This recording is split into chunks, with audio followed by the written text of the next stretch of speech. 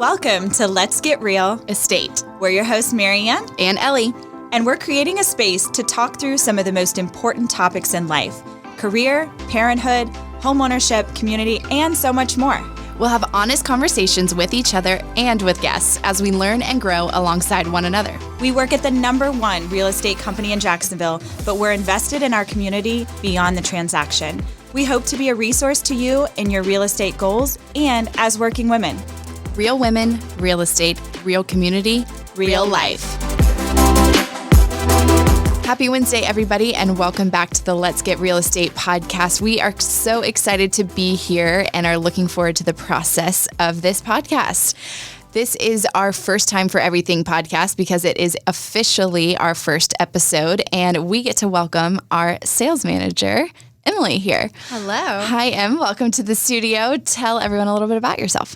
Hi there. Thanks for listening, guys. I'm Emily. I am the director of sales and also a full-time realtor. I've been working with MaryAnne for 4 years and helped her open Root. I have 2 kids, Harrison and Harper, and I absolutely love what I do. Love it. So first, we thought we would get started with a few firsts about us. You get to learn a little bit about us and a little bit more about our personalities before we talk all things first-time home buying. So, ladies, first drink. Jägerbomb. Bacardi Raz. I'm pretty sure mine was either like a glass of red with the family or like a Mike's Hard Lemonade, which is just, Those are so lame. perfect. Doesn't that make sense though? I mean, now I'm into tequila, but like that makes sense for my first drink. If I we're still honest. casually drink a Jägerbomb here and there. Oh, I know. Okay, what about first job? I was a busboy. A busboy? A busboy at a restaurant. Which restaurant? It was a little like family diner in my town that I grew up in. What's funny is I was bussing the tables, and the owner of the restaurant was this super old lady. Rest in peace. She actually pulled me aside after like 2 weeks on the job and was like, "You're too cute to be a busboy. You need to be the hostess." So I got promoted in like 2 weeks. Man, love that. Which was awesome. Much easier job being the hostess. Yeah, for sure. Well, I worked at an outlet store, the Polo outlet store. So basically my entire paycheck just went to new Polo so I could pop the collar. Oh, That was like, Did you layer? that's the of course question. I did. You had to match the Yeah. horse to the collar underneath. That was the strategy. I don't know that I ever followed that. Oh, for sure. Okay, good to know. My very first job, I worked at a frozen yogurt place, which was self-serve. So you'd think that was pretty self-explanatory, and it wasn't. But like my professional job, I worked in SEO, which is like search engine optimization, which if you know me, in terms of creativity, that is just the opposite of. And I had the best time at my job, but everyone always asked me like, so like, what does that mean? Or you work with robots and spiders. And I was like, I literally couldn't tell you, but same thing. Like, I'm pretty sure I was hired for my personality more than anything. And I still love my team. So, you do what you can. Okay, what about first pet? I had Buddy the poodle. I had a little Yorkie, and her name was Cagney. Wait, please say that again. Cagney. Like, it was a show back in the day. Like Cadney. Like Cagney. Cagney. What a name. Yeah. Thank God you got better when it came to your kids' names. I mean, my dog's name right now is Didgeridoo. So So pet names It's are a their pet own thing, thing. yeah. Okay. I definitely had a fish named Ariel. But Ariel was definitely a boy. So How do you know? apparently all beta fish are boys. That's what my mom was told. And my mom sent Ariel with my cousins when we were moving one time and didn't tell me. So I came home and Ariel was gone, devastated. And then like 2 summers later, my cousin was in the car and was like, yeah, well, when Ariel died. Oh my gosh, shocking, so upsetting. well, now I'm a little worried because we just sent my son Snail away for the next couple of days and didn't tell him since we're moving. Yeah. So he's going to come home from school to an empty room with no Snail. Where is the snail? It's going to our neighbors. Okay. Well, It's still alive. Wow. Well, that's something. for the time being. And at least you're not moving far. So if he needs to visit, he can. That's true. My fish was 6 hours away. That was a journey to try to visit Ariel. Okay, what about first concert? So my first concert was John Mayer, who the opening act was Maroon 5, and it was with my brother. So we're like surrounded by all these couples on these blankets, like making out. And then it's like my brother and I on very opposite ends of the blanket. I think people thought we were like fighting. Yeah, in a fight for sure. But because we don't look anything alike. But yeah, no, it was my Christmas gift from him. It was really sweet, but only non-couple there. I love it. Mine was Jimmy Buffett. I went with my Nice. dad, and I wore like a parrot hat, of course. Yeah. And it was fantastic. I love it. I'm pretty sure mine was Hillary Duff. And it was like for a friend's birthday. And I held on to that glow stick for so long. Like I put it back in the freezer expecting that it would stay glowy. And I'm pretty sure my mom was like, man, this girl. Hillary Duff, that's not Hannah Montana, is No, it? Lizzie McGuire. Lizzie McGuire. Oh, okay. Yeah. So was she Hillary or was she Lizzie? She was Hillary at that point. It was a little bit dark and grunge for what I was anticipating from the Lizzie stage. But, I probably could still sing that entire album, like word for word. So good. Definitely. Okay, first house. I bought my first house in Springfield in Jacksonville, and it was a yellow house, which is just funny because I told my mom growing up I always wanted a yellow house, and it was yellow. Oh, love that.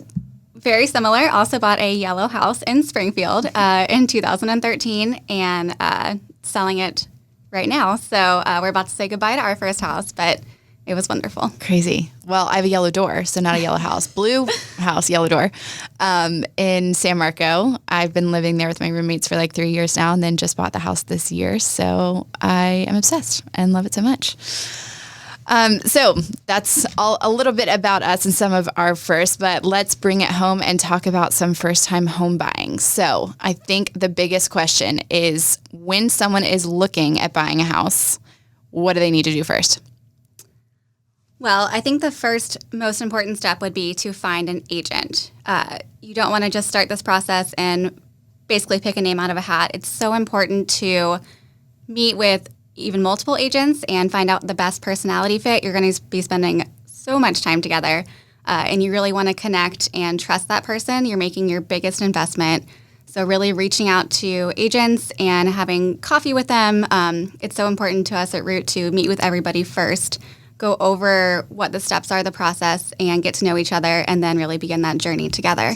I feel like it's really interesting too that the deal with Zillow now, the fact that you can literally always see what's on the market and what's moving. And then sometimes that just connects you to whoever is like randomly on the other side of the internet, but they don't necessarily know you personally. And then I think like from my experience, I know so many of my friends don't even understand the fact that as a buyer, you do not pay an agent whatsoever. They are strictly a resource to you that helps you along the process. So it's not money out of your pocket, which is a huge thing when you're looking at closing costs and how much it is to hire an inspector, like all of that. So yeah, I could definitely attest to that. Absolutely. And one thing at Root that we just hold really, really highly is the buyer consult, which sounds really formal, but as Emily referred to, we get together for coffee. We will come to your home, whatever the situation is where you feel comfortable.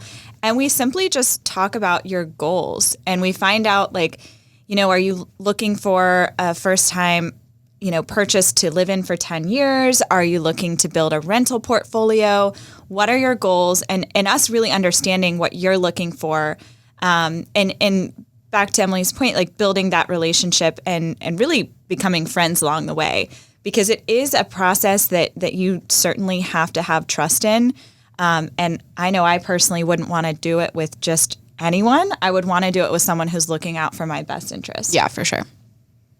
Okay, so what about after the buyer consult? What are some other first things that people should do? Getting a pre-approval is essential to starting the home buying process. That's going to tell you your budget, what you should be looking for, what you can afford, and making sure that we're keeping you within your means so that you're comfortable with this lifetime investment. Yeah, I think it can get exciting right at the beginning, but definitely being informed to know that this is happening for a while and to budget for that is really, really important. And I think too, not everybody understands all the things that go into a mortgage payment. So not only is it the purchase price of the property, but you're also looking at taxes, you're looking at insurance, you're looking at other prepaids that all are combined in that payment. So when people use the mortgage calculators on Google or Zillow, they're not entirely accurate. And also you don't know what rate you're going to get. So we've had buyers who have closed at 2.2%. We've had buyers that have closed at a 5.5%. That greatly impacts your monthly payment. So it's best to speak to an expert. And that's one of the advantages of working with a Root agent is we have this great network of preferred partners. So we're able to connect you with a resource that we trust and has proven their great experience and service over time. And these are people, and I'm talking specifically about lenders right now, but these are people that we know we can call at 9:00 at night. And if the buyer has a random question or it's a time-sensitive situation, that we can get a hold of our partners. And, that isn't always the case for a big bank. They close at 5:00, they shut off their computers, and it's expected to reach them at 9 a.m. the next morning. So really having that relationship that we have and being able to coordinate that with our potential home buyers is just so critical in this market. Yeah, definitely. Especially because it can be such an exciting process, but also has a lot of anxieties. So you want to be able to connect with someone who can see you as just a person and like not another deal that they're working with, for sure. Okay, so what's next? What should people do next? Well, once you have that pre-approval, then we get to start looking for homes, which is the most exciting part. There's nothing better than getting on that search and finding a home that stands out to you, and then getting with us and getting everything coordinated and going to see all of these potential winners that could be your next home. Yeah, for sure. Yeah, and I think what's cool about that is, we can only tell so much through photos, right? So great example today, went to see a home that was beautiful in photos, right? And then we get there and we experience the home in kind of a closer eye, and we notice some major cosmetic things that were not, shown in photos. And so being able to see that in person and being able to identify what could be a challenge or what could be work that you would potentially have to do down the road, it's different when you see it in person than in a video. It's really interesting too, because I think there are a lot of things in photos that you don't consider because even, most of us that look through Zillow or see new construction homes or something like that, you see the pretty countertops and the spaced out kitchen, but then there's the real life things of are there enough closets to be able to store clothes, or I have to put a vacuum cleaner somewhere, or how does this work out with my lifestyle, that I feel like the in-person viewings, and that can totally be done. We've done a lot through FaceTime and whatnot in current circumstances, but I think putting yourself in the home is super important, not just how it looks. It is. And I think, there's definitely exceptions. We work a lot with military. We've sold a lot of homes to soldiers who are halfway across the world and don't see their home until closing day or even after in some occasions. But being able to trust their agent to be looking on their behalf for those things that they may not see in a video. So I think that there's just a lot of advantages to seeing homes in person or having an agent that you trust to look at homes in person for you, because then you really start to narrow down your criteria and, start making a list of those homes that could potentially work and getting rid of those homes and eventually reevaluating your entire criteria if you're not finding the right one. Right. So when you talk about criteria, what are some of the top things that you should consider? Yeah. So budget is obviously a big one, right? So this is why the pre-approval is so important. We can kind of speak on, examples of this where you've got a buyer who isn't ready to go through the pre-approval process or is kind of putting it off and they fall in love with a home. And let's say they fall in love with a home that's $400,000 and it's worth that. That's fair market value, let's say. And so then they're excited. They're like, let's do this. Let's put an offer. And they get their pre-approval and they're only approved for $350,000. And so having that pre-approval sets the expectation up from the beginning and doesn't allow for disappointment. And so, considering budget, and we have a lot of buyers who get pre-approved for a higher amount, but don't necessarily want to spend that. So just because your pre-approval comes in at, let's say, $400,000, there's no reason why you can't buy a house for $300,000. So really being mindful of your monthly payment, your overall budget, and fair market value. And that's where having an expert agent comes into play. We try to prevent our customers from overpaying for a home. So we're going to run comps. We're going to provide strategies that help our customers understand what its true value is. I know the pre-approval process too speaks to the fact that as a buyer, your offer is already strong, because as you're entering into a home, you're already going to stand out as someone who's supremely interested versus, I know in our current market, there's just a lot of competition and a lot of multiple offer scenarios. Absolutely. And as a seller, I would not want to accept an offer without a pre-approval. So it's definitely essential for that buyer to have that and provide it when they make the offer. Absolutely. Yep. Okay, so what are some other things to consider? Return on investment. So you really need to decide, is this a short-term living situation? Is it a long-term investment? Are you going to be there for a few years and then maybe you want to upgrade, or maybe you're going to move to a different state because you're military or whatever the case may be? So you need to look at the situation and figure out, what are my goals here? And if I do have to sell it again, what should I be looking at?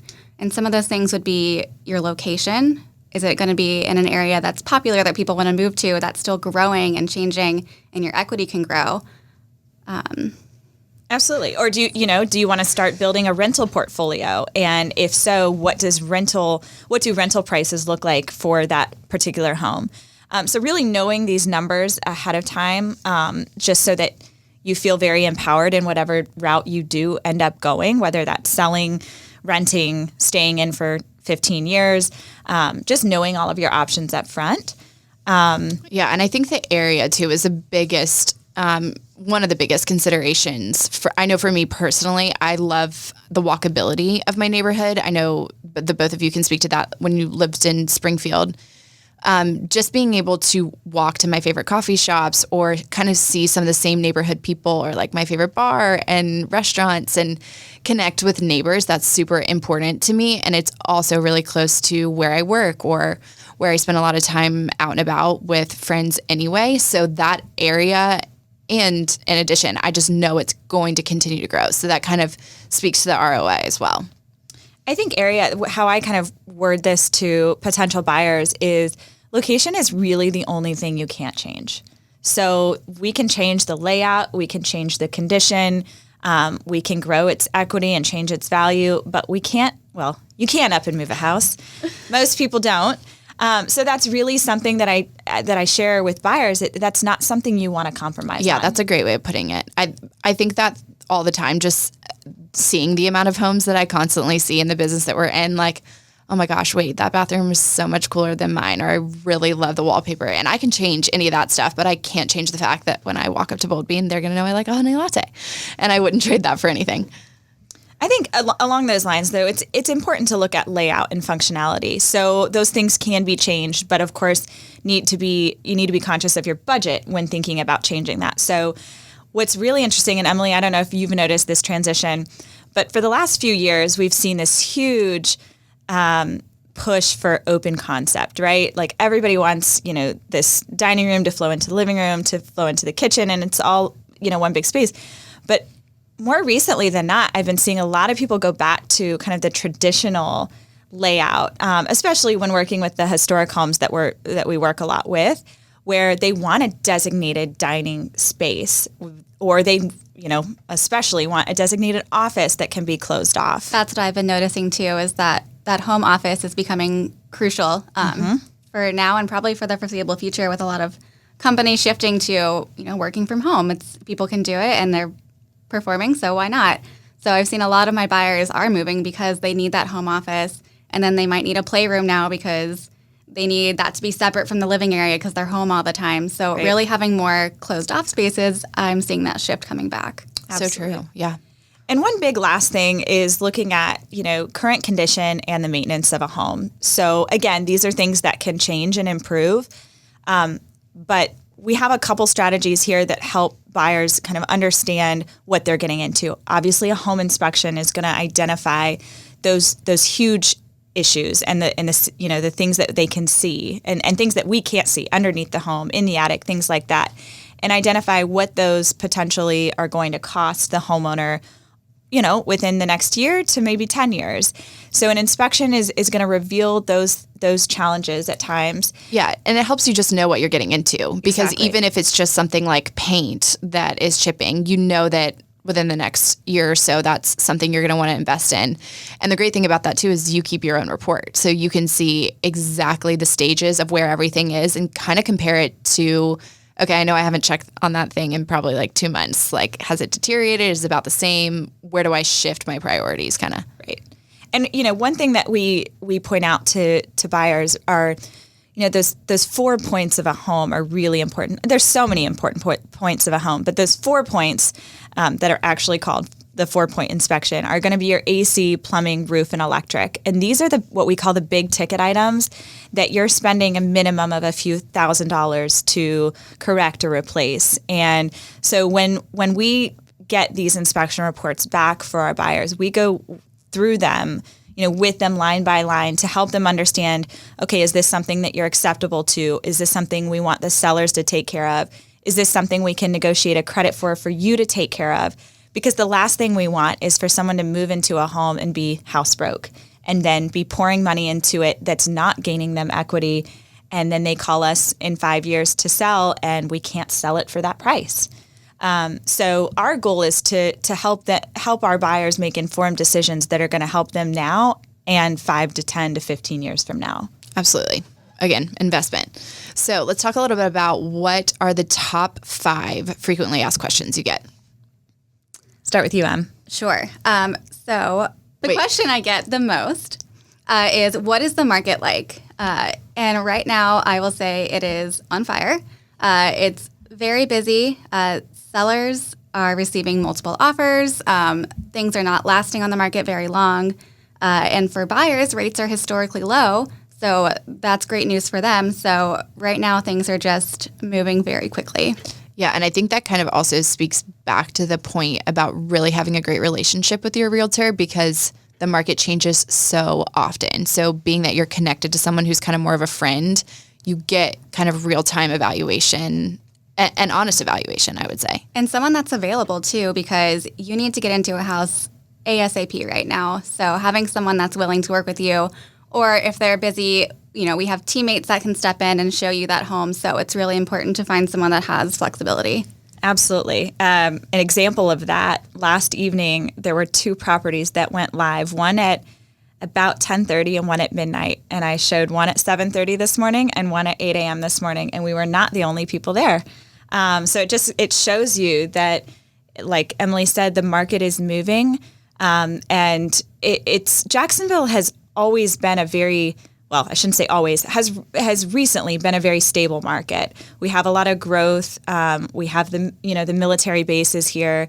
So there's always people coming and going, which makes for a stable market in that we always have people that need to sell and we're always having people that look for housing. And we also have this kind of other factor to think about, which is renters, and the fact that our city has grown so much that rental prices have skyrocketed. So when you really break down the numbers, a lot of times it's more affordable with the interest rates today for people to actually purchase and have a lower monthly mortgage than what they're paying in rent. And instead of paying their landlord's mortgage, they're paying their own and building equity. So again, going back to that educational piece of really being able to understand and take advantage of all the good things that are happening in our market. Definitely. Okay, so what are some other questions? Y'all get a lot. Costs. What does it cost to buy a house? And as Ellie mentioned earlier, it does not cost you anything to use a buyer's agent, which a lot of people don't know. So you're not, you don't have these fees, and then on top of that, you're paying an agent's commission. That is already pre-negotiated between the seller and the listing brokerage. So that is not a cost. What you do have to consider for costs are a few things. You are going to, depending on your loan type, going to have a down payment, unless you're a VA buyer. You're going to have closing costs. Those can vary, but we tell people, on the safe side, think about 3% of the purchase price going towards closing costs. And that's something we can also negotiate potentially for the seller to contribute towards. A lot of people don't know that as well. And upfront, you're really only out-of-pocket costs are 3 things. You're going to have a binder deposit, which is basically a statement saying you're very serious about buying this home, and it goes towards the overall payment of the home. So it's not on top of, but that's typically 1% of the purchase price. Yeah, I did not realize that was a thing, but it is really like almost like putting it on hold. Like I am serious that this is happening.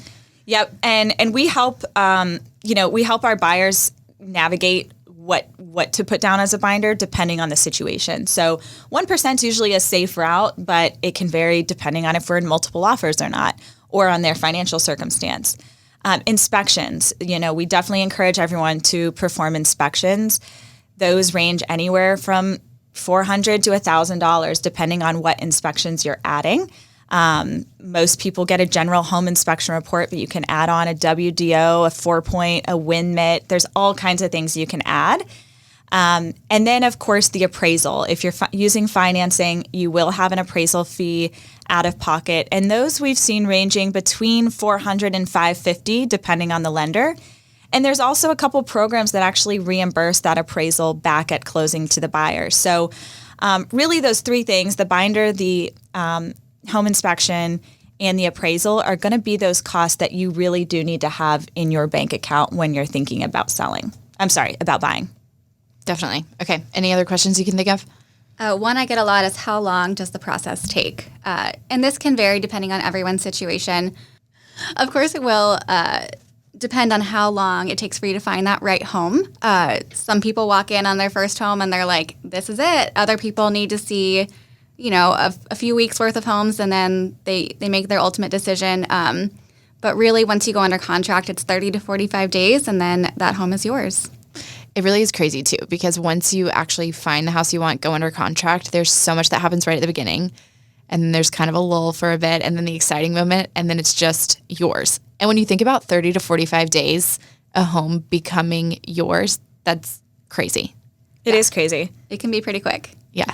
I don't know if you know this answer off the top of your head. How many buyers have you worked with that have bought the first home they've seen? I would say actually, I don't know, maybe a couple handfuls, like 5 or 10. Okay. I feel like I get a lot of people who they go to the first home and they love it, but then they get a little skittish and they're like, no, this is too soon, too fast. Like, I need to see some more. And then we'll go see a few more, and they just keep going back to that one. And ultimately, they're like, that was the right feeling. And I think, especially as an agent that's been in the business for a little while, you can tell when someone loves a home. And that's the most exciting thing to me, when you see it on their face and you just wait for them to say it, and then they say it, and I'm like, I knew it. Yes. I love that. Or they cry when they go in the home, and then I start crying. And I'm like, this is meant to be. Like, I skipped the fact that you feel whole that process because I just already was like, I'm obsessed and I can't leave. Don't make me leave. They're gonna have to kick me out of here. Literally, I will chain myself to the door. It's fine. Okay. Any other questions? You hear a lot? Well, I think back to Emily's point, how many homes do buyers usually see? We get that, how many homes should I expect to look at before I find the one? And it is so dependent upon, here's the problem, right? So we may have someone with very specific criteria and there's nothing on the market that hits that. Or we have someone that wants a 3-2 in Riverside under $350, and it's like, well, pretty much every bungalow that's going to hit the market in that area is going to probably fall in that category. So it really comes down to the inventory and what's available. Right. I had a buyer once who had very, very specific specifications, and we looked at a few homes, and then she was like, let's put this on pause. Like, I don't think we're ready to move yet. And the next day she was like, actually, if there's something in this 1 mile radius of this neighborhood, 1 mile? Yeah, with the specific square footage and bedrooms and all of that, then we would jump on it. The next day, something hit the market on that street, gosh. and I was like, this is your house. And she was like, are you kidding me? Man. So they got it. I love that. Yeah, and it also boils down to circumstances too. Like, if you absolutely need to move for a job tomorrow, you can make it happen. But if you are willing to kind of wait out on what you want for a dream home and you have a lot more specifications, then definitely it would just take time. For sure. And kind of on that point, Ellie, we do have buyers who are interested in new construction because they aren't finding what they love on the market. And if you have flexibility with timing, it can be a really, really great option to customize or, get the layout that your family needs, or not have to worry about a lot of maintenance because it's all new. And so it's definitely it can be a really good option, with the caveat of you've got to be ready and willing to wait anywhere from 6 to 12 months for new construction pending the builder. Definitely. Okay, so let's talk about the root of it all. The top 3 takeaways we would have for first-time home buying. Work with a realtor who sees beyond the sale. Know what you're working with. And definitely trust the process and the people. Well, thank you so much for listening to this episode. If you are more of a visual person, you can also find us on YouTube so you can watch along. Make sure you rate, review, and subscribe to our channel, and make sure you share this episode with your friends, and especially people who are very interested in home buying. Tune in Wednesday, February 3rd for our next episode about all things refresh.